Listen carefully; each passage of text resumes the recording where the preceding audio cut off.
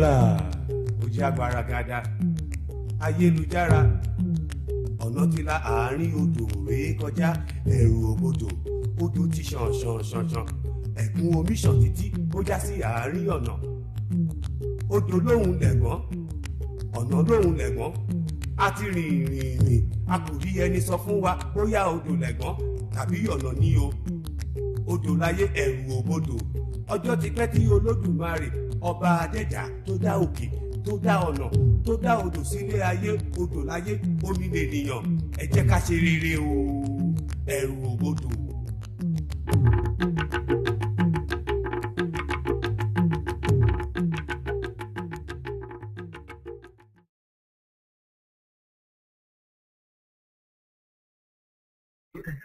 So we'll start the recording. So what I want to do is first welcome Dr. Ichile to AbibitumiKasa. We have a lot of the family members here from AbibitumiKasa, which is great. We have some visitors, actually, a couple of my friends that I know from Facebook and other social media platforms. And Dr. Ichile, we welcome you. And so today's topic, I see Dr. Campbell. Today's topic is actually it's a very important topic, and we're talking today about the primacy of African mothers and women in our African liberation struggles and resistance movements. And so Dr. Ichile, what I'll do is allow you to speak a little bit about your background, what you're kind of doing now. We'll start off, we'll have Dr. Campbell, and I see he joined us, hopefully he's ready. We will do a libation statement to open up the meeting, and then we'll jump right into it. So Dr. Ichile, if you want to just speak a little bit about your background, introduce yourself to the team. Okay, I'm waiting for the libation to happen. Right. No, right. Right. Good day, everyone. Hello. Greetings and peace. I'm very happy. Just to let you know a little bit about myself. My name is Iyelli, and that means she carries herself well. And I have spent my entire life trying to live up to that name and carry it. My father is from a small group of people called Bechebe. Bechebe people are found in Nigeria and Cameroon in the mountains. And the British drew the line right through the middle of us. And my dad happened to be born on the Nigerian side. He is the only out here America, and my mom is from the south side of Chicago. And having this says everything about who I am and how I approach scholarship and work in my community. My focus as a researcher has been on looking at the role that Africans have played in the liberation of our people from the earliest moments of contact with Europeans, certainly through chattel enslavement and through the colonial period, and certainly now in the neo-colonial era that defines much of African life on the planet. Just trying to find ways to get to the heart of our own ethos and the ways in which our spirituality is a part of our freedom movement.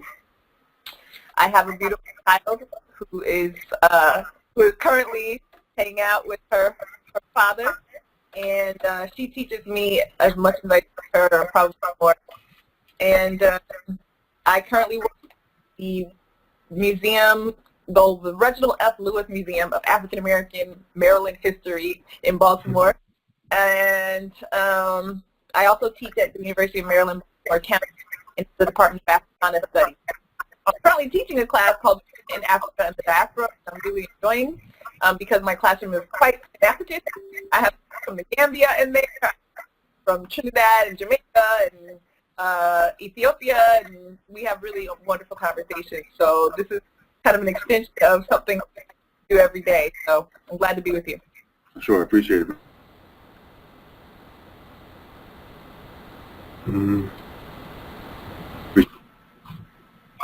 Let's see if I can get Dr. Campbell on. Yeah, Dr. Campbell, are you with us? Yeah. I see Dr. Cambone's with us. I did want to definitely get the libation statement in. I see he's on the call, but maybe he's not able to connect. So in any event, so thank you, Dr. Ichile. Really appreciate the introduction. So what I want to do is I'm going to put everybody into what we call lecture mode. I'm going to unmute you, Dr. Ichile, and then we're going to have to start the conversation. I'll start off with a leading question, and we'll get right into it. And I apologize for the choppiness. I think it's a little bit choppy, but we'll make it through. So I'll put everybody in lecture mode.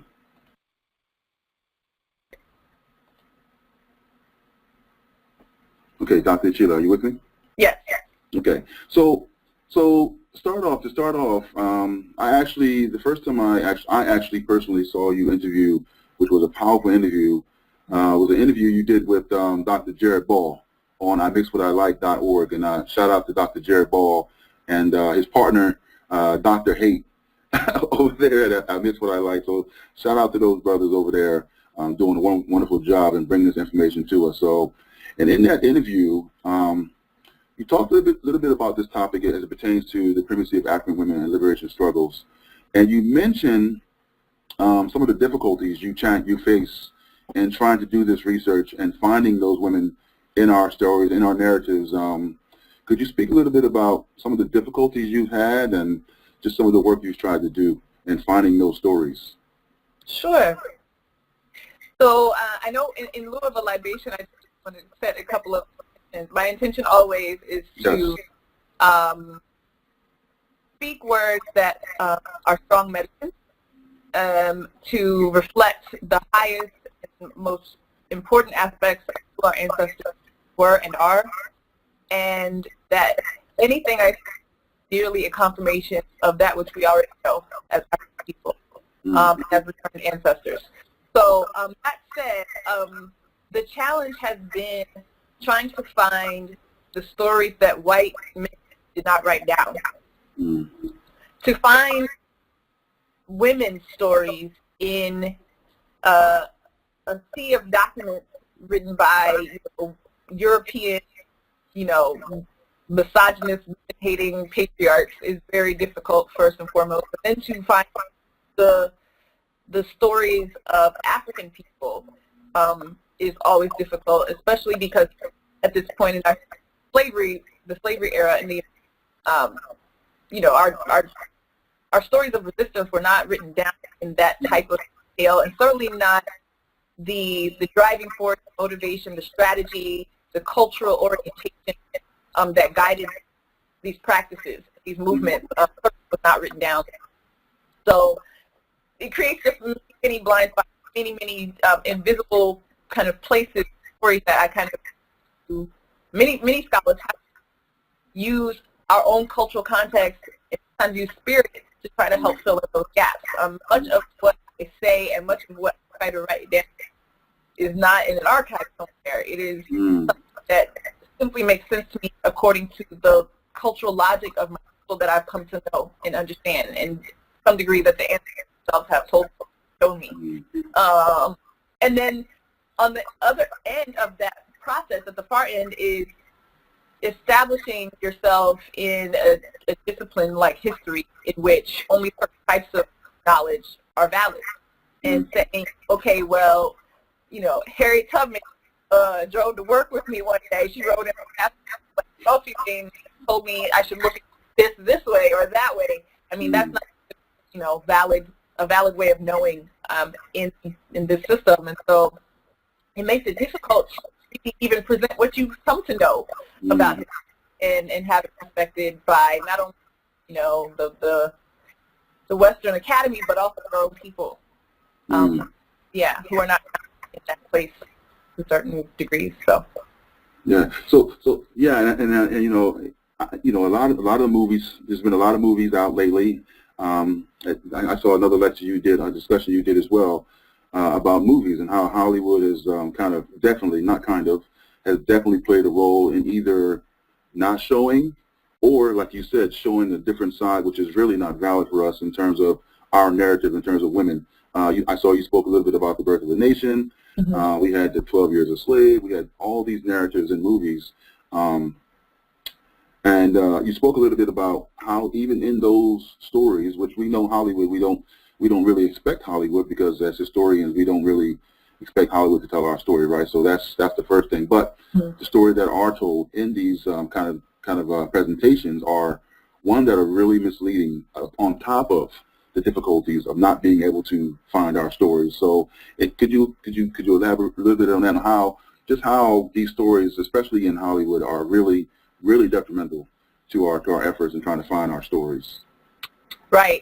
So when I was on that panel talking with some of my colleagues about Birth of a Nation, I think one of the major points I was trying to say is the idea that Europeans love Black pathology. They love to see Black trauma and violence, self-inflicted violence more so than anything else. Us hurting and in pain and stories, and that will sell, and that will be successful. That is the formula to make any movie work in Hollywood, the world. And so to try to present films that are victorious, or have representation of kind of our interior lives and relationships, our dynamics between, our dynamics in between with each other, where there is dignity and there is sensitivity and there is intelligence and there is honor. That's particularly rare, and it's a minefield. I mean, from knowing people who make films, personally, that's just a constant struggle, because it's not supposed to be. It's not supposed to exist. And so the primary reason why I would even like a film like Get Out is there is an effort made to present a character who has flaws and who has a bunch of internalized white supremacy, but at the end of the day has a modicum of intellect. He's got some sensibilities, at least that seed of potential to advocate for himself as an African person, to liberate himself. I think there's a desire among white folks to convince themselves that African people don't want freedom. We don't want to be out. We want to live in a certain place, and that we're happy, in our condition. That narrative goes way back to slavery. They're trying to convince themselves that the fight can be fought in our minds. And so, yeah. So, yeah, that's I see those discussions going on, and oftentimes we have discussions amongst your friends and family members just to get a perspective of just how, and people who are really not what you call quote unquote conscious, so to speak, but you just got to get a sense of how impactful these narratives really are. In lieu of and additional on top of the fact that we don't get this history growing up in school, so a lot of times this is where we get our quote unquote stories. So speak a little bit about some of your research. I mean, some of your research you've done on some of the, I don't know if you want to give them specifics about certain women or certain mothers or just certain eras of women in liberation struggles. Could you speak about those eras of some of your research? Sure. So lately what's been really interesting to me is this concept, and y'all know they spoke about this a bit yesterday, Sankofa, but modernity. So scholars like Diane Jakite and Oyeronke, they've been writing about this called modernity instead of modernity with N, it's a modernity with the H. And mother and the primacy of mother as a concept in African life and survival. Their thrust is like how African people continue on the planet. How do we build communities?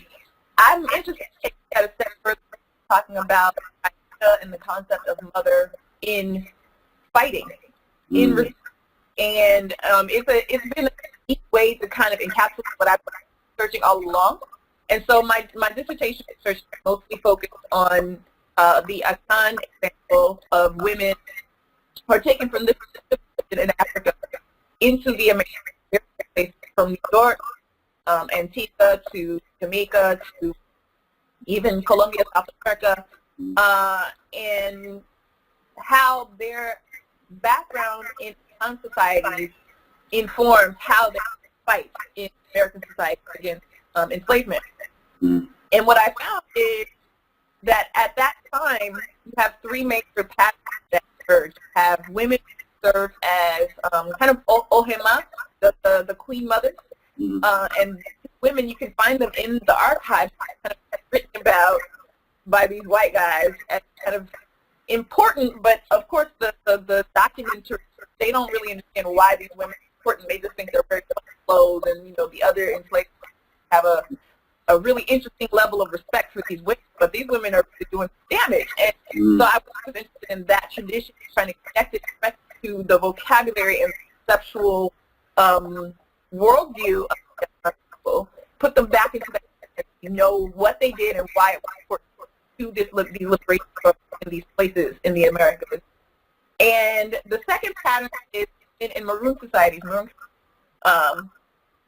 So women's rituals and the different ways in which women sustain those communities through agriculture, defense, through spiritual and civic kind of stewardship.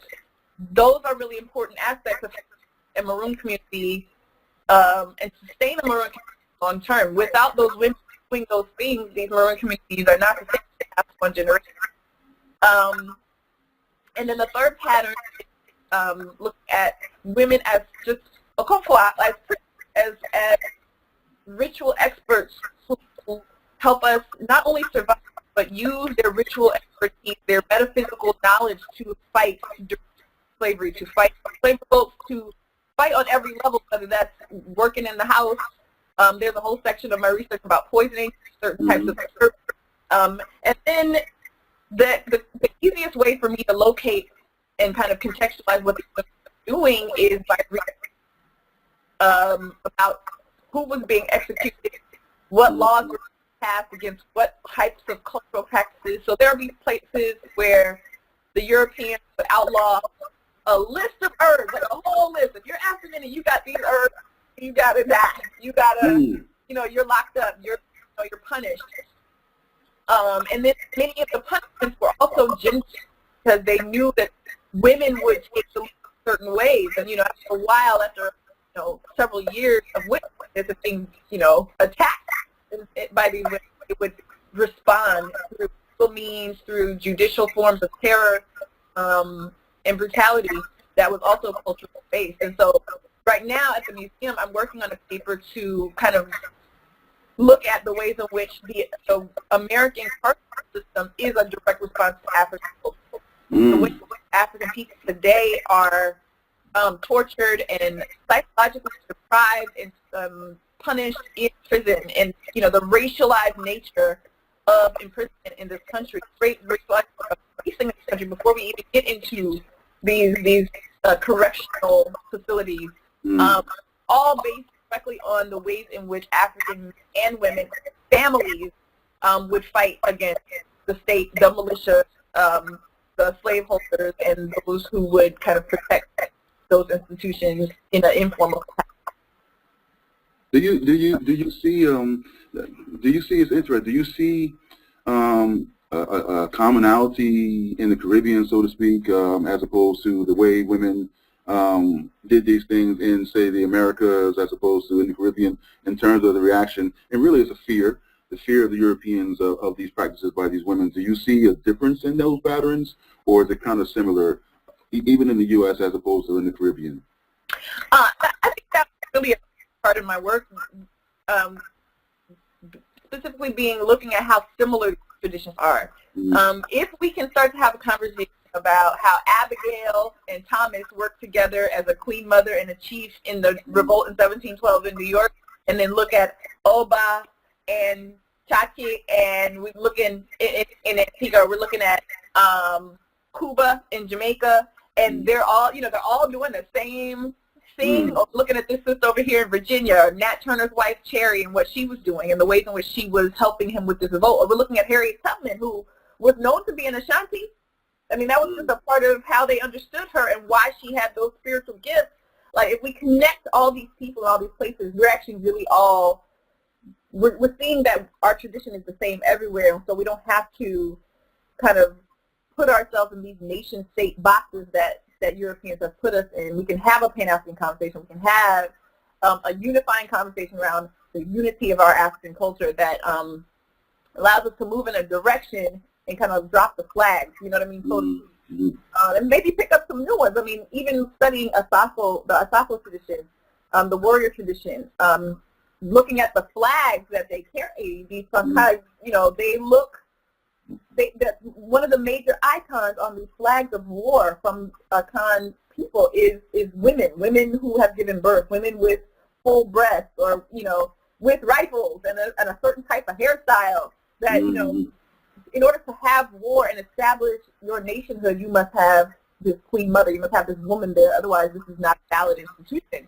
for your people. And then looking over here, I could read, you know, John Thistlewood in Jamaica, the slaveholder's diary, and he's writing about these African women who start doing their hair in these different hairstyles, and that was making them a little happy because this hairstyle signifies war. You know what I mean? This, you know, so these are real on both sides of the Atlantic. It's funny. I just saw something recently about hairstyles and how they would use the cornrow patterns to kind of map out routes. Like they would map actually routes in their hair, corn style rolls. And I also saw recently another tidbit about the hair wrapping, how they would make the women wrap their hair up. Even it's a difference in Louisiana as opposed to doing it on the East Coast. So just those simple things, and like you said about the diets and the food and the herbs and things like that is very, very interesting. So that leads me to the next question, and then I'll open it up a little bit for questions from the audience here,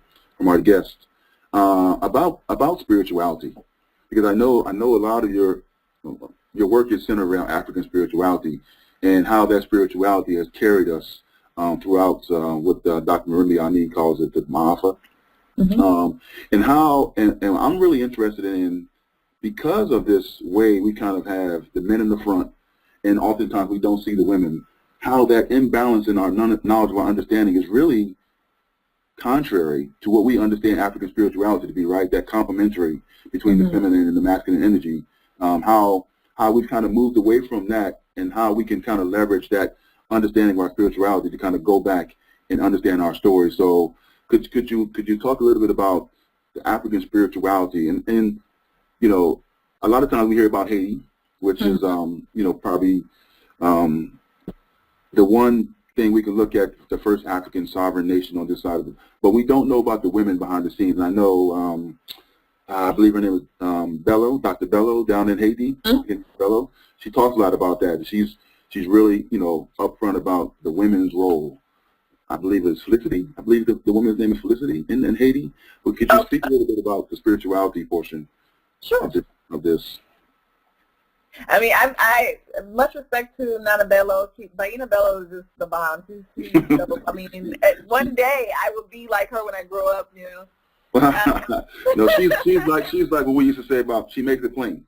Makes it very, very plain. Makes it very, very plain. You know, try. But I think it's really important to look at the Haitian example, because there is an unapologetic, like, spirituality is unapologetically at the center of this. Voodoo is at the center of this revolution, and there is the understanding, like, this is how we won. And, you know, there are women like Cecile Fatima, who is there. She's a Mambo. She's there with all of the other priests who are having not just one primary Voodoo ceremony at Guatemala. They're having ceremonies all over the island. There are at least 13, 14 different locations where, you know, everyone's calling the deities that they need, the ancestors that they need. They're invoking Makandal, who had his own poisoning school, you know, several decades before the revolution started. He was teaching people how to poison, you know, the goal was to poison the French water supply.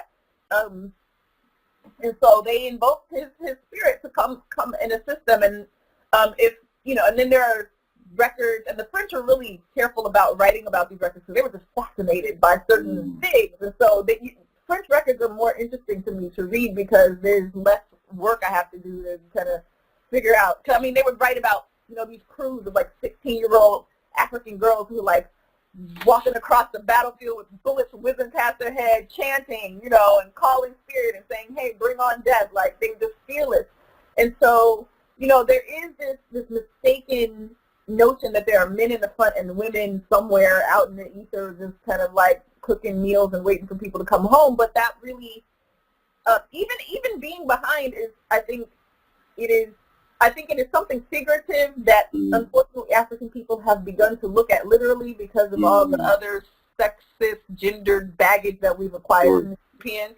But women being behind doesn't have anything to do with a subordinate position. It's like my mother Oshun teaches me. I mean, Oshun has a mirror, and people think she has a mirror because she's vain. Oshun is always checking behind her to see what's coming up. Like, Oshun's a warrior. She's got a dagger behind her back.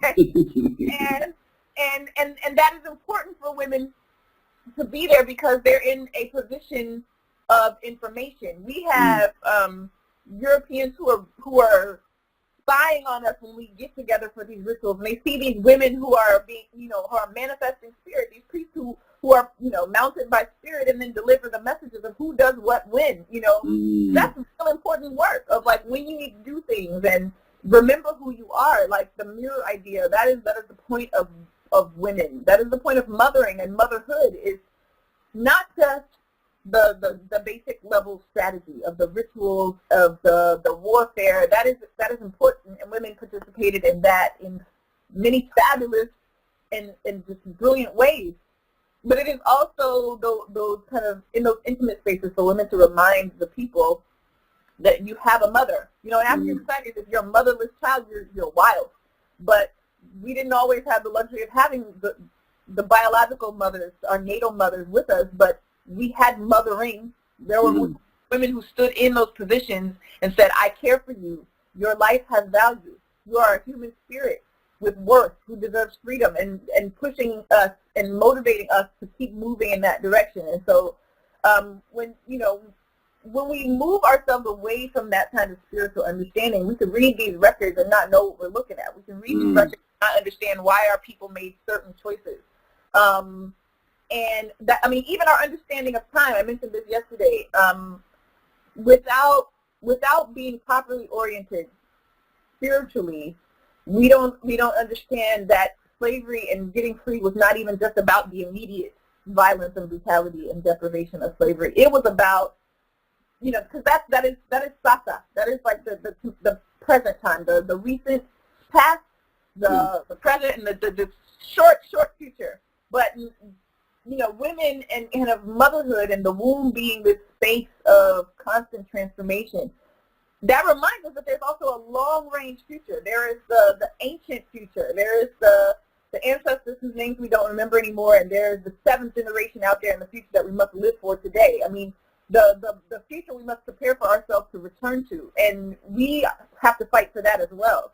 And so, you know, we lose our concept of time. We lose the sense of importance that we have to give this history. I mean, for instance, Cuba and Jamaica, I could, you know, read about her from Edward Long's perspective and see some weird black woman dressed in a crazy get-up, some costume with a wooden knife, parading around and calling herself the queen, and you know, making a complete mockery of her, and then write it down as a lazy historian or as a myth-oriented historian and say, oh, African women made themselves feel better by wearing colorful clothes and prancing around every once in a while. Or I can say, okay, this looks like an Akan ritual, and they're trying to install this woman. They are installing the queen mother because they're about to take that whole island back. This is the sign and the symbol of this process. And this, you know, if I don't use my context and I don't use my worldview to understand that, then I have robbed her of her proper importance, her place in history. I've missed everything. And that's really why I think that I begin with spirituality, because that really is the first frontier of colonization and destruction of African people. That is the first, and so that's got to be the first thing we reclaim if we want to get free, because if we don't have that, we have so many blind spots. We are directionless. We are motherless children. We just continue to be that. Yeah. I'm thinking the point you made about even saying women behind is still a Eurocentric approach to even saying that. Just because they weren't in the forefront doesn't necessarily put them in the place of, subordination. When we know, even though they were doing not in our right in our face because of history, way history wrote, but we know that women were doing things, the poisoning, refusing to have babies sometimes, even to that extent that women were doing things, even nurturing their young men. As we saw in the beginning of the Birth of a Nation, bringing them to the traditionalists to get that reading and things like that. And it reminds me of the movie Sankofa, which is probably one of my favorite movies. Of that woman in that picture, how she's portrayed. We see the contrasting parts of the women in that movie. So what I'm going to do, I'm going to open it up for questions now. See if some people have questions, and what happened.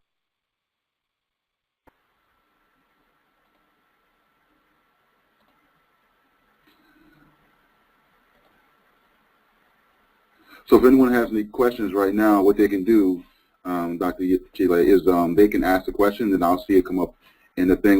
Because we have what I'm going to do, I'm just going to open it up to all.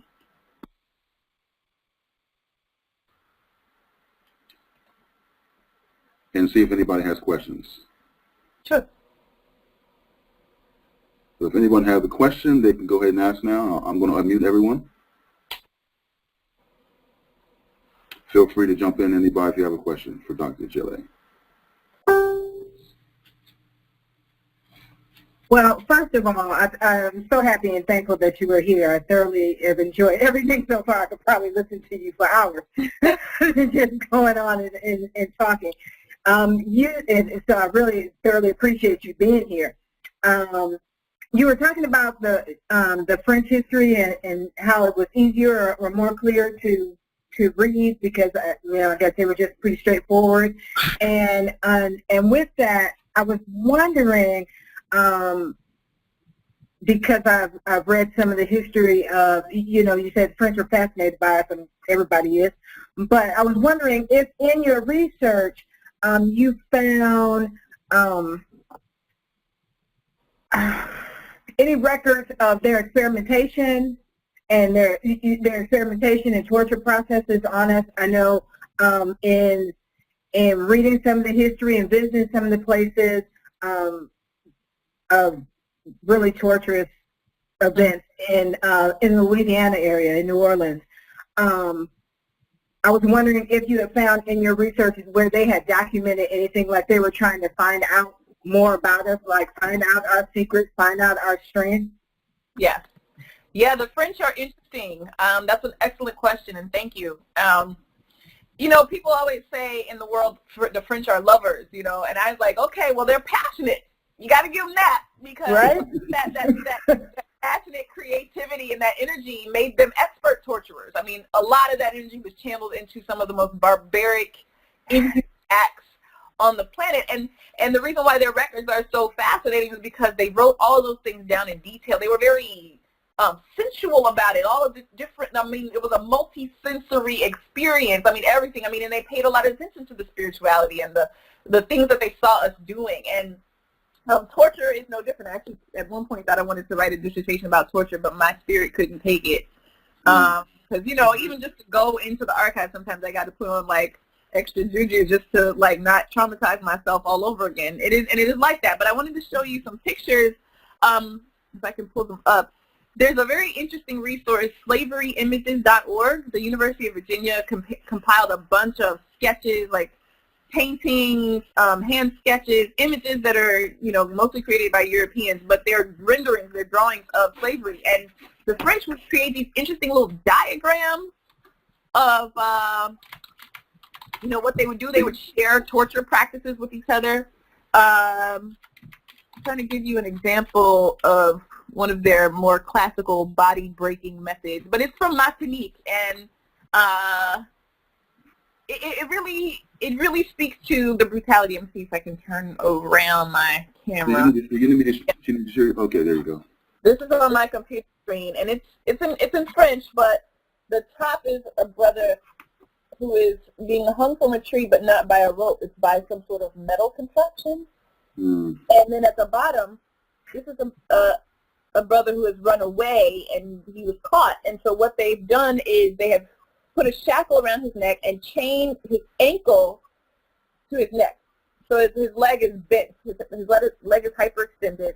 And after enough time walking around like that, making sure that his leg must stay bent, otherwise he chokes himself to death, then the muscles in the lower part of his leg atrophy, and then they can just chop that off, and then he is now unable to run. So it's not the Kunta Kinte, let's just chop his foot off. It is an extended method of torture. And I find that the French paid attention to those kinds of details and just devised very interesting ways to psychologically, spiritually, and emotionally torture African people. I mean, preventing us from, burying our ancestors, our dead, properly, so that there is a total death that occurs, including a spiritual death, to deprive us of even, what they understood to be, the afterlife.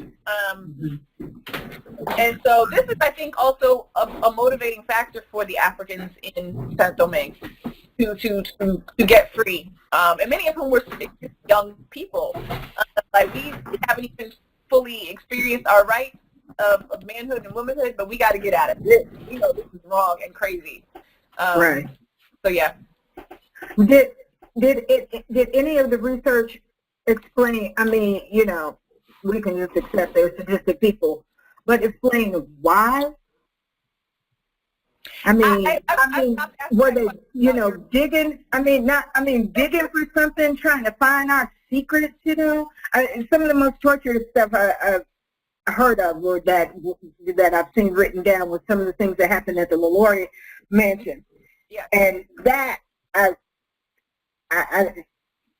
trying to get away from that after reading that and having that in your in your psyche is just so tough. But I mean, it's just you can't even understand it. There's no way around it. You have an African mind. You shouldn't try to understand. Right. Right. You can't even put it. Right. No, don't waste your time trying down the why question, because it will only serve to confuse you, because this is not your orientation. It's not natural to think this way. This is not natural human ways of thinking and operating. Absolutely. But this is in essence, and this is some historian theories, the understanding that Europe empties out its prisons, the dregs of its society, and uses those people to do the dirty work of slavery. And so we are being handled and moved around and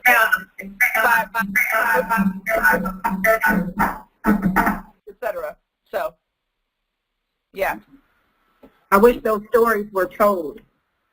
Right. I do too. I'm working on it, but yeah, I mean, this, the worst of European society is involved in this process, and this is who we're dealing with. This is who is handling us, and that makes it all the worse. And I mean, and then during the Revolution, many of the enslavers escaped to places like Louisiana and try to get out with their African people before the revolution is won. And so there's a new infusion of that, and then when Europeans are afraid, the violence always spikes up. That's just who they are. That's the process. And so there's a ramping up of violence throughout the Americas in response to what's happening in Haiti. So the creativity then goes with that. That's a great question. Thank you for that question. It's definitely as you said, when you do the researching, it definitely takes a strong, because the stories are just so horrific, and like you said, because we have African minds, we can't, you can't really get to a place of understanding why they do what they do. But to understand what our ancestors went through is something that's very, very, very, very challenging. Any other questions? Yeah, I got one. Okay. You heard me? Mm-hmm. Someone has a question? I had a question. Okay. Can you hear me? Yes, Yeah. we can hear you. Oh, okay, my bad.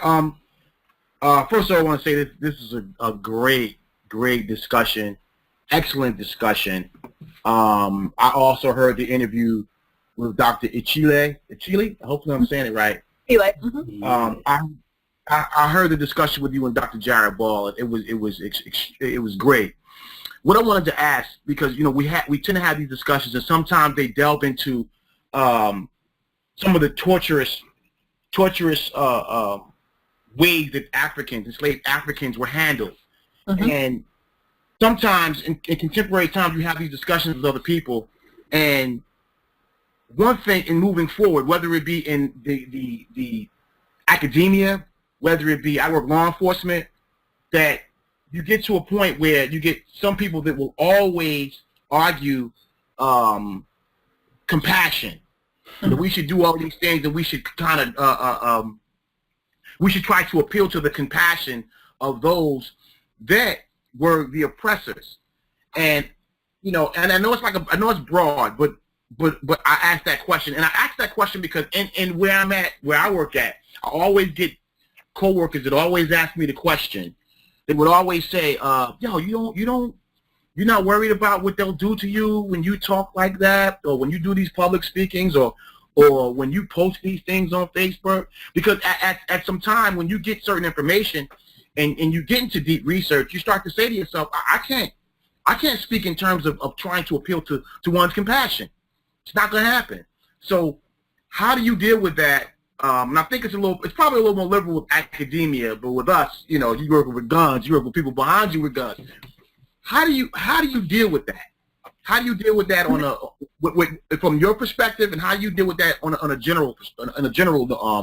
a general position? Mm. That's a great question. How do I deal with that? It is not more liberal in academia. I just want to tell you, academia is, and well, you know what? It is more liberal in academia, but African people need to understand that liberalism is also a problem. It is an evil African people need to get away from. We don't need liberal. We need to get the hell out of this stuff. Here we go. Liberalism is just a smiling face missionary ready to take your land and give you white Jesus. That is what liberalism is. But And I made a decision a very long time ago that I was going to speak the truth because I was way more accountable to my ancestors than I was to any of this stuff that is not real. And so I've paid a lot of costs for that. I'm put that in quotes. I'm currently on a 1-year postdoctoral fellowship. Once that's over, I don't know what's going to happen next. I've applied for jobs at lots of Negro schools for whom I know I am way too radical. I've been sat down and had lots of little private conversations about how I talk and how that's just not okay with this conservative school. And you seem great, the scholarship is great, but it's just a little too much for us. So it's all political. There is no workplace that is safe from that. So I know I've missed these so-called opportunities to be in these institutions, in these spaces, because of this truth, because of my inability. I just wasn't born with a filter, that kind of filter. There you go. I tried. Right. I gave up a long time ago. I tried, but it's just too urgent. It's too urgent, and and so I've understood that there would just be certain things in life that I wouldn't have or have access to. And I'm okay with letting those go. Now, African people, I don't pass judgment on, people to make the decisions they've made to have what they feel they need to have in their lives. But when people talk about compassion and stuff as it relates to our enemies, it's just like we're the only people who would even have this conversation. Like, you see, we're the only people who would even entertain having a conversation about feeling love and compassion for our enemies. Right. Gotten fully into the war. Like, our heads are not in the game right now. We're already talking about forgiveness and how they feel about things. And that's what I'm like, I'm not interested in understanding. And I feel like you and I've done the John Henrik Clarke. I've learned my master's history. I know it inside and out, despite not wanting to. But that's what I'm saying. Like, African people, our cultural system and our values of compassion and humaneness and balance, like, to some degree, they've perverted it so that we only practice the best of those values when it comes to them. We don't apply those to ourselves. We don't have the patience and the compassion and the second and third chances to prove ourselves. We're looking for the good black person. We don't look for the good African. We like, dang, like, don't your people do it too? Yes. We're ready to say that when it comes to us, but we're not as hard on them. You know, people are like, oh, you're so hard on these white folks. I'm like, Hey. what? I mean, Hey. what does that What even does that mean? mean? I don't even know. So I just try not to even put myself in those conversations when people are like, well, I mean, what about the good white people? I'm just like, look, everybody's looking for that exception. And it's the rules that is killing African people. So I'm looking at the rules. I got to look at patterns, and I got to look at numbers. And maybe that's me being a scholar, but I think that is part of being African. We have logic. We do make sense. You know, it's not all flowery, and you know, we've let this hippie narrative kind of overtake our understanding of what is really just a factual understanding of the world that everyone else allows themselves to have. So we just have to give ourselves permission to be like this and be grown up enough to pay the cost. Right. You know, I have a second part to that question, really quick. I'm sorry. No, go ahead, Ali. Great question. The question is this: do you find, and I say that because it has been my experience, but do you find that the more you kind of get engaged in an African spiritual foundation, and what I mean by that, a lot of us, when we came up, it was always via either a Black liberation theology, and then maybe through the Nation of Islam, and then when we wind up landing, we land someplace in African spirituality, right? Yeah. That compassion that we just talked about, it diminishes even more so. The more you get into that spiritual purview, that whole compassion thing kind of gets kicked out the door. I'm not sure if that's something that you've seen, if that's something you've experienced. Is that something, and it also begs to the question, if we got more so in tune with our African spirituality, acknowledge the ancestors, acknowledge the Orishas, that would give us more of that logic that you were talking about as far as how we see things. Yes. Okay. So I'm so glad you asked that question. I just want to say thank you for that question, because we do not have that. That's almost a taboo question to ask in some spaces. Right. And I think that's so important. And I think, again, that's why modernity and going back to mother is such an important thing for me. Because what we have here in the diaspora is crisis mode versions of our African cultures. But what we fail to understand is, if we look at voodoo, if we look at hoodoo, and we look at all these other traditions, there are so many therapeutic aspects of these traditions to people who have trauma, who have violence as a constant narrative in their lives and in their history, and it is imprinted on their DNA to certain degrees. And sometimes when we go back and touch it, when we try to go back and get these African traditions, we practice them like Europeans. We get so formulaic about it. We get so interested in, the Oriki, like, the words of your Yoruba intonations are not perfect. Like, you just done. Go sit somewhere. And there's so much emphasis on the ritual and the protocol and the this and the and everybody's so busy and struggling so hard to catch up to something that they weren't raised in, that the heart of it is gone. The human compassion and someone just laying their hands on you and looking you in your eye, holding you, that's gone. That's gone, and that's what we need. We need the mothering. We are motherless children. We haven't been mothered properly. We can't come into these traditions and expect to practice them in a healthy or balanced way if we haven't just had the basics of, like, establishing our human worth and value, of connecting with each other on some basic level. And this is, I think, why the church is still so strong, even though most of us know that thing is ridiculous. And it's because there's still that. There's still the touching and the coming through and showing up when people are going through bad things in life. Many African societies, that I've moved around in, they got all the protocol, everybody's dressed appropriately, all the colors are correct, but there's no feeling there at all. It's just common circumstance, and there is, and protocol and all of that is important. I'm not even trying to diminish the importance of what our ancestors understood worked. Those work in a space, in a time, in a context, but those traditions are dynamic. They are meant to grow. They are meant to evolve, and they are certainly meant to meet the needs of our people, both in the short term and the eternal. And we are afraid to adapt them. We are afraid to use them and reach into them and say, okay, well, here's the heart of why we do this.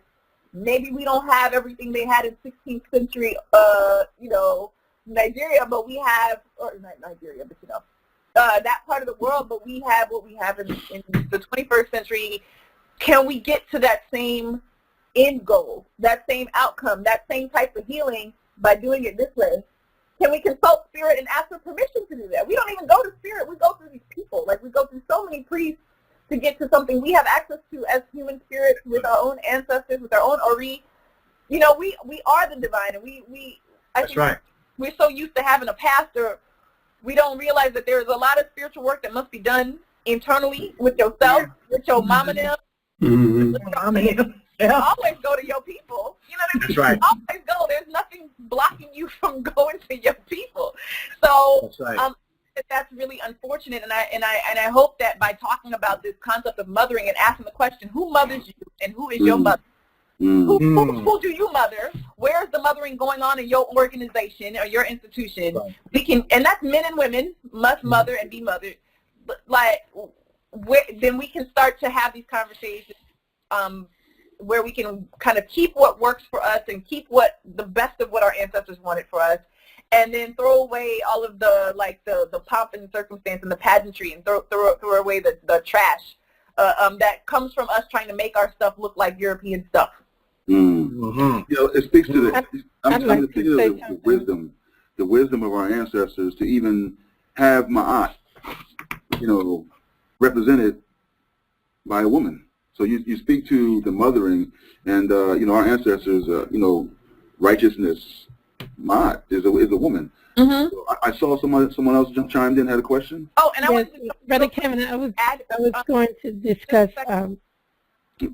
Forgive me, sister. I just wanted to add another point, and I think that this is why we have so many Europeans and non-Africans trying to come into these traditions, because we have made them so palatable, so rigid, that anybody can come in and go through the motions and feel like they have become a part of the traditions. And once we get back to the heart of the traditions, the blood and the lineage of the traditions, the sentiment and the feeling of the traditions, that stuff you can't fake. And I think that, you know, we can sort out what's what and who belongs and who ain't in it when we get back to like what the traditions are really supposed to be about. Anyway, sorry. I am so feeling this discussion, because I am from New Orleans, and we are deeply rooted in tradition and spirituality and customs that have been preserved since before the days of enslavement. What I would like to, you know, for instance,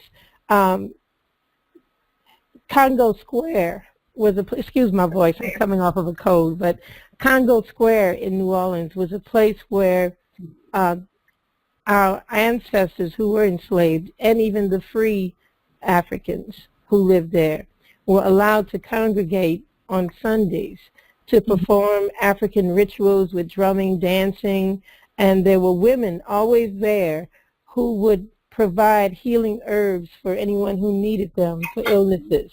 Yes. Or if anyone, you mentioned poisons, if anyone needed some poison to take care of their enslavers for some reason or another, that was provided as well. Yeah. And they would call them juju bags, you know. Agree. But exactly. And those things still live today. A lot of people will criticize those who are from Louisiana and tease us about it, but I actually take pride in it because I understand its roots, its African roots.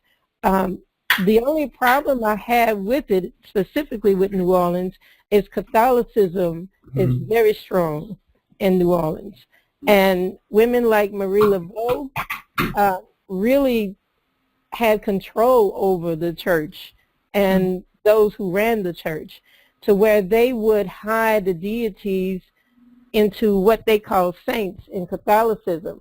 But the only problem was it got so watered down and people even lost what it was, that they began to embrace the Christianity and shun the real African rituals and the root of what was being shared or trying to be preserved, you know, and they were hiding it in Catholicism.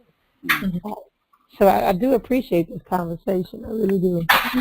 Yeah, that word syncretism bothers me. I think that's just a very convenient word for Europeans to try to believe that we have mixed with them, and you know, and it's equal parts this and equal parts that. Like we're all just hybrid out here in the world, And I think that is European survival has been based on grafting themselves onto our bodies like parasites so that they can continue to survive on the planet, and that hasn't helped them anyway because they're on the decline. They have negative birth rate. But it's hurt our youth because it's not passed down in its purest form, and now the kids are doing things that they don't really understand what they're doing or why they're doing it. Again, it goes back to mothering. We are not still the storytelling people. Storytelling is just sit around and have fun and entertain. Storytelling is how you impart your values and the deep structural meanings of your life and the things that you do. How you practice and model relationships. How you connect people with their ancestry and call those names that are important. That we haven't done. And so, yeah, you're right. It's all the trappings, and attaching it to Catholicism gives us beads to wear and candles to light, and all veils on our heads, all of those things. Right. Yeah, and then it makes it convenient for us to have all the physical trappings of the spiritual systems, but we don't have the sensibility anymore. So, yeah, I tend to agree. And even our tradition of the second line and burying our dead with the second line parade is what they call it. But that is also African rooted. In Nigeria, they still do that. Right. And some of the first dances in Africa are the dances that we do in the second line. And these kids today are doing these dances with no knowledge of what they're doing. And there's no connection. When I transition, please pick up my casket and dance with it, please. Okay. Toss mine upside down. Okay. Yes, I am. Yes, but you're right. And in my research, I'll be reading about 1850s in New York. Some European is complaining because there are all these mummeries and outcries and all these African women wailing, and when someone has died and then they take them to the African burial ground, which, has come up. And I feel like it's interesting because all over the place, our ancestors' bones are literally coming up out of the ground. It's like they're speaking to us. So now all these archaeological digs are happening. But I'm like, y'all need to be reading these archaeological reports and looking at the bones. These bones are talking, like they're telling us, and they're giving us extremely vital information, all kinds of juju coming up out the ground. Yes. Beads and Adinkra symbols and even on the political side, they're doing whatever they can to destroy these traditions in us. For instance, like in New Orleans with Hurricane Katrina, the flood, it dispersed people all over. You can't destroy within us.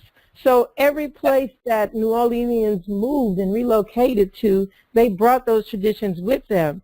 And now you see people second lining in New York. You see people second lining in Ohio. You see people they're going to hold on to it, because it's a good thing. That's important.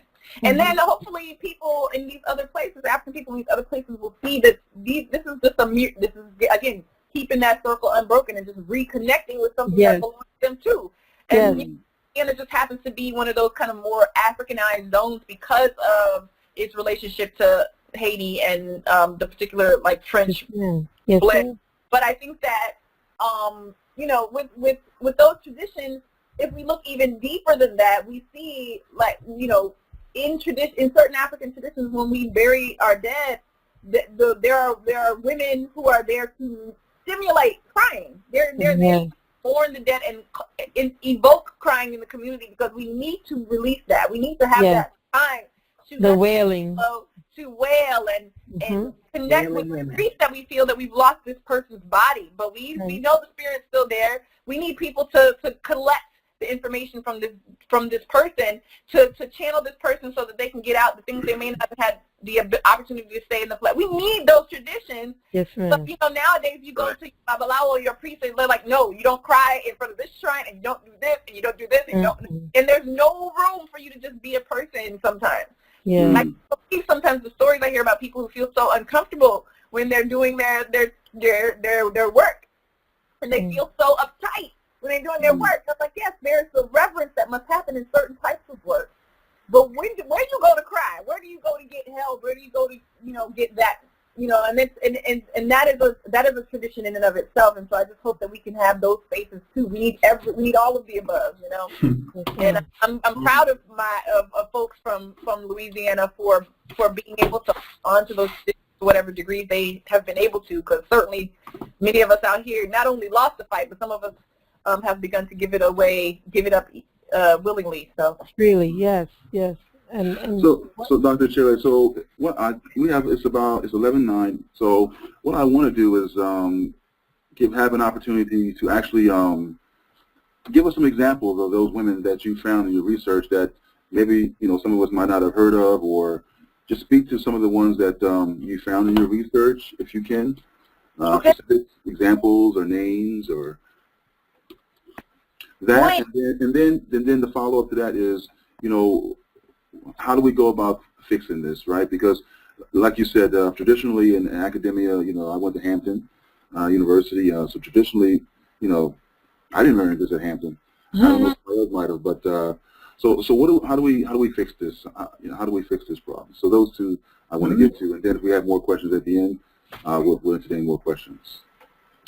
So I'll start with the how do we fix this problem, because that's something I think about constantly. I remember sitting with Baba Ackland Lynch, and important brother who was a part of many movements in the Black Freedom era that people really don't realize, because he's he's from Trinidad and he's not African American, and and so his story is not a part of this narrative, even though you see him in half the pictures that you look at when you talk about civil rights and Black power. Anyway, he sat me down and said, "Okay, you're gonna write your last book," and he was just like, we can't just be reading books all the time. Like, a lot of our people aren't reading these books, and you write a book and it's dope, but five people read it. What have you done?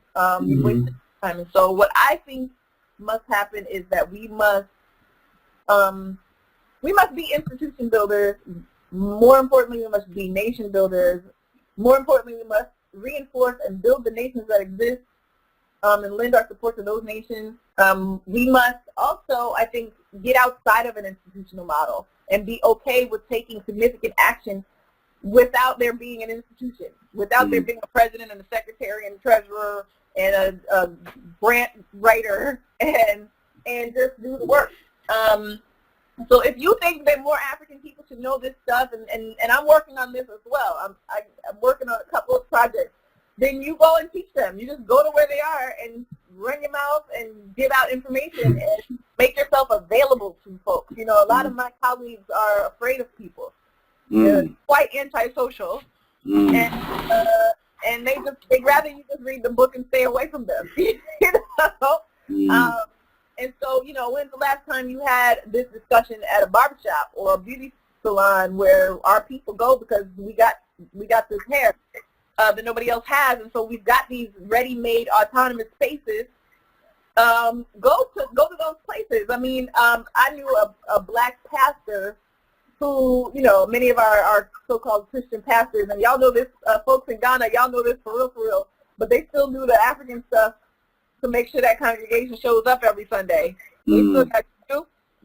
They still consult with their priests and all the composers they know, and that's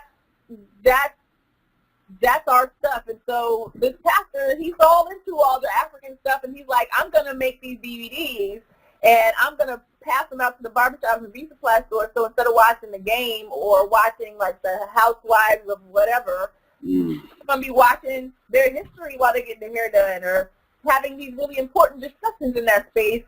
And I feel like if we just made short videos, we can get people to be watching that, or we can go to schools or wherever kids hang out, even if you don't want to go through the school system, because they make it a crazy bureaucracy just to reach our children in these institutions. And so, hey, we know where they at. We know where they are when they're not in school.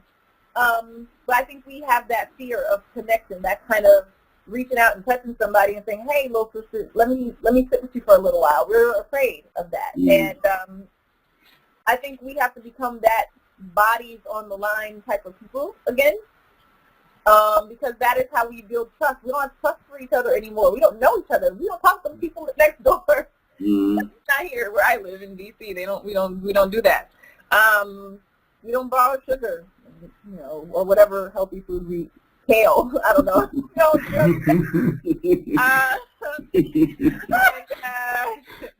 I borrow sugar. But I'm working on it, but we don't do that anymore. And I think that once we start doing that, the problem will begin to solve itself. That is the biggest thing that gentrification has done that could destroy our communities in recent years, and that is the biggest thing that we must, I think, work on. Because then I think that the spiritual sensibilities become much easier. You'll see the seeds that are there. I taught my African American history class in the Richmond City Jail. We had a few conversations about spirituality in the talking about the history, the straight up history, I guess. And them brothers asked me to come back over the summer for free. I was not being paid by Virginia Commonwealth University or nothing. Like, I just came back and did the whole summer with them just talking about African spirituality. And them brothers are 5%er, super Baptist, hyper Protestants. And at the end of that summer, we were all Africans. We were all, talking about injustice and the spiritual experiences that we had that our religions didn't give us a way to understand. We were putting that stuff back in place, and it was the easiest process in the world. I think we just have to be with each other. I was locked in the room with them brothers for weeks. And also, I think this is our brain drain. I think the revolution will begin not in college classrooms. I think it will begin there because they don't have the same hopes and dreams to be a part of this stuff. I think that illusion has been wiped from their minds very early on, and so they're not under the same illusions that our college kids are under. Absolutely. They're ready already. You don't have to tell them that someone's foot is on their neck. You don't have to tell them someone's trying to keep them down. I don't have to work that hard to convince them of those things. That getting a good job isn't going to solve all of the problems of our people. Like, they're there already. So I think we should spend more time going into there. And, I would send them CDs and, sneak stuff in, material. And, the next time I would show up, a few days later, the whole prison had listened to that CD, or the whole jail had listened, watched that DVD. They had snuck into the computer lab. It's an incubator in a kind of way that they eat books. You know what I mean? They imbibe knowledge, and they're ready for it. And I think we really waste so much time, kind of not seeing them. They're invisible. They're just off somewhere. They're criminals, blah, blah, blah. And I think that we need to do that much more. And the second part of your question, I'm sorry, I got off on my Thank you for that. So actually the first part was, some specific examples in your research of women in the struggle, in the liberation. I don't know if you've seen, I've been posting, I don't want to say the name of the other site, but I've been posting some stuff on the other site, Asapo. Yes, I just wanted to show the flag is much better, more important. I could actually share, I can actually make you the presenter. I don't know how that would work better. That would work better. You know what? Is there a way that I can just send you? This is a part of my Prezi presentation I've done on some of this stuff. I can just forward you the link, and you can just share that with the group, maybe. Okay. This is fine. I don't know if anybody else. I can see it. I'm good. Okay. So yeah, I just felt like that probably was better to look at than my face. Okay. So I'll give you a few examples. So with the women specifically that I would call Ohema, and I'm Nana, by the way, please correct me on my pronunciation. My tree is very limited. But the Queen Mothers, I think, are just fascinating. So when we look at New York, for instance, in 1712, there's a huge Negro conspiracy. And we have women named Sarah and named Abigail who are executed. But each one of these women has a very close association with another man. So with Abigail is a man named Thomas, and they're both executed together on the same day. And you see this same type of execution, this kind of dyad, this woman-man pair, all over the place. But what is interesting and what I suspect is happening from the ways that the Europeans have written down and some of the testimony of the Africans in these trials, where they're being tried for, conspiracy to commit revolt and conspiracy to kill whites and blah, blah, blah, that these women are serving in a capacity that's political, that is militaristic, that is spiritual. And that is why I say that they are Queen Mothers, because of the reverence that other people have to them. They are necessary. And so Abigail is an example. Sarah is an example. If you go back to what I mentioned earlier, in Antigua in 1736, you have another revolt, and there's a sister named Oba, and I definitely suspect that she is some sort of ritual leader in the community, because Oba, what happens is she is, all of the Africans who are interested in this revolt meet at her house, and there is a feast, and these feasts are really interesting because, of course, when you break bread with people, you don't eat people's food you don't trust. That's just how we do. So eating food with people is a part of it signifies a certain type of bond of trust and loyalty. I wanted to show you all this picture. This is burial 340 from the New York African Burial Ground. Those are waist beads. This is the pelvic bones of a young woman who was about 19 years old. And they had some concrete come in and analyze the bones. And they found many, many, many important things, important symbolism that lets you know which part of the place that these Africans were from. But this is New York, but in a similar vein, you can go to some place like Antigua, and Alba's there, and all these Africans are at her house. They bring her fish. They take some of the dirt from her sister's grave. So again, you have this understanding of moja. You have like the spirit and the blood in the spirit that women transmit to their children, and the uterine line of descent that is very important in this worldview. And if you're going to invoke your ancestors, your significant ones that you want to bring into this space, and that we in the flesh who are about to pop stuff off, we are binding ourselves in loyalty to these people, and then we must call this woman, this important woman who is in this community. This is the sister's grave dirt that is put together with some blood, and there's a ritual that takes place. And of course, the Europeans make it sound all creepy and spooky, but the revolutionaries, all of the people who are participating, they take this blood oath, this ntam. And I know a sister who was writing specifically about these oaths, because you see this oath taking in all these places. What is secret and what is clandestine is important. What is invisible and being invisible is important for these things to work. So again, that's why being behind is not a place of diminished power. Being behind is where all the action is going on. And so Oba is presiding over this ritual where people are bringing offerings, people are taking this oath, this deeply binding spiritual oath. And then once she gives her blessings, these people go out in the field and start trying to take over New York and slavery. The same thing happens in Jamaica, in several times in Jamaica. In 1760, there's a lot of documentation about this woman named Cuba. She's called the Queen of Kingston. She's owned by this Jewish woman. And she's got all of the symbols of state. She's got the sword of state. And we know, people who study Akan cultures understand that, the bearing of the sword is an important act of leadership. And so it's not just this toy that she's kind of carrying around. It's the colors. It is the symbolism of what she's wearing that matters.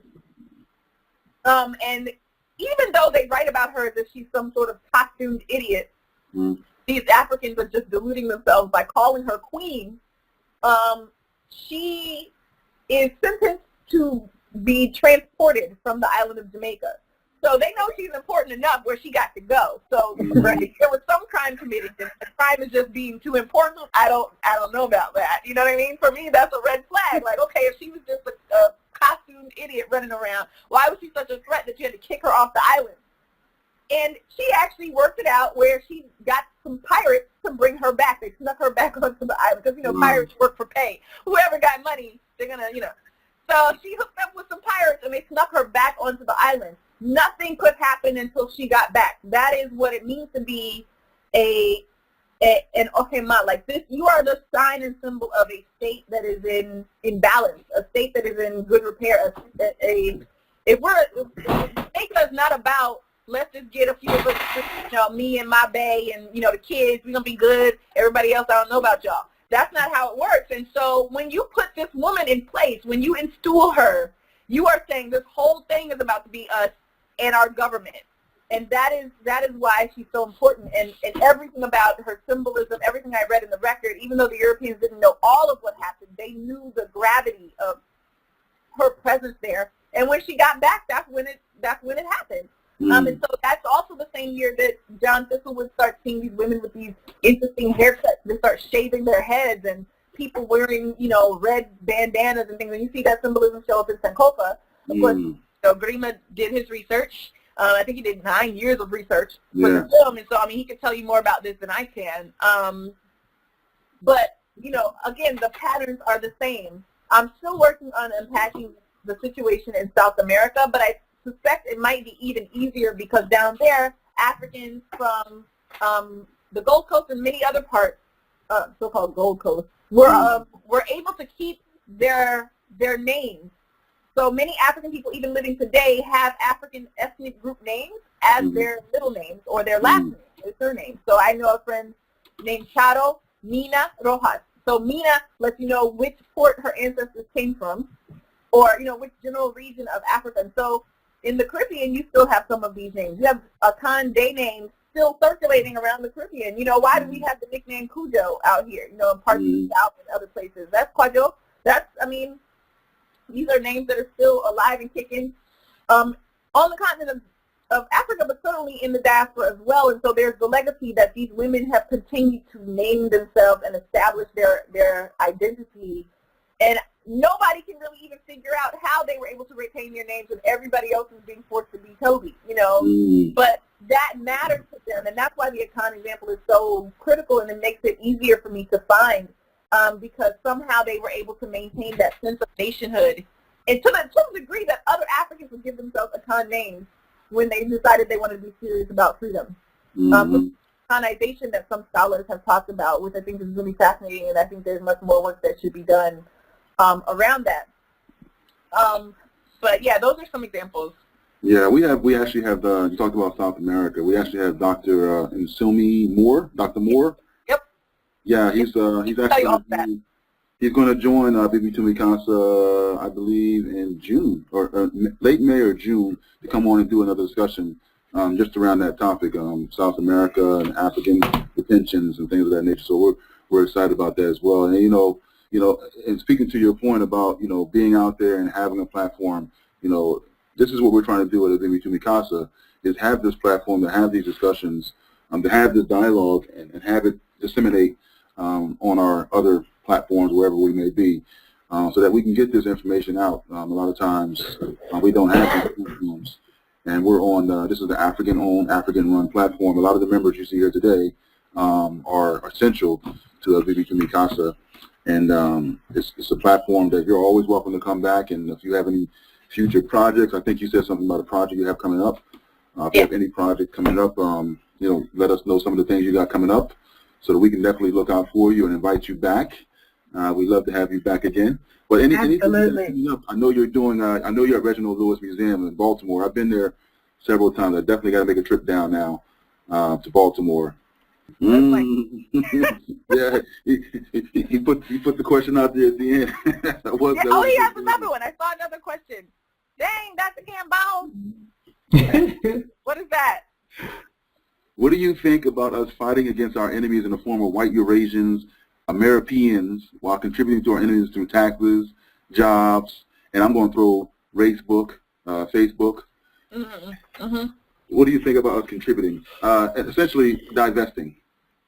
Here we go. Divesting.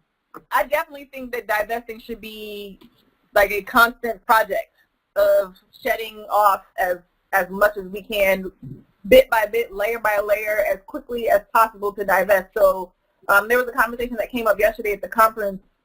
Like we want to fight them, and we talk about wanting to fight them, but we put money in their pockets, and we haven't found African ways to be. I think the brother said we must find collective interdependence on each other.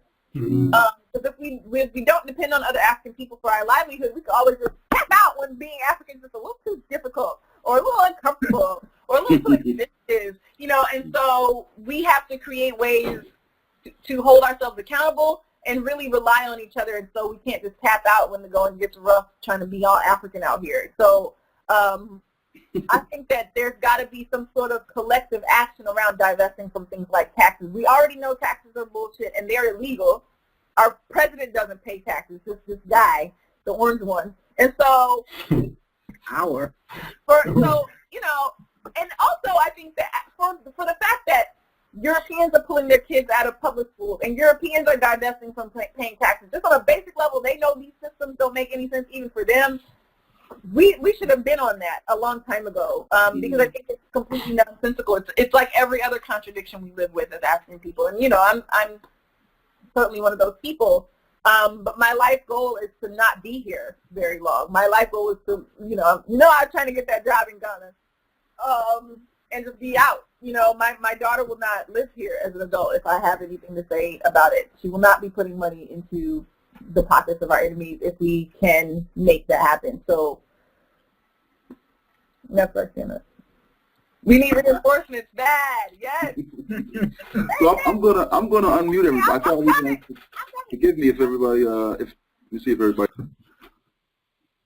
So there we go. So we're coming to the end.